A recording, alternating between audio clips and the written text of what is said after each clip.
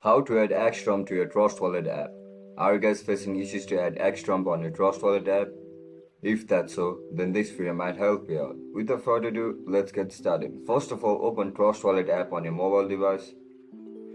Once you open up your app, now look at the top right corner of the screen where you can see this icon over here.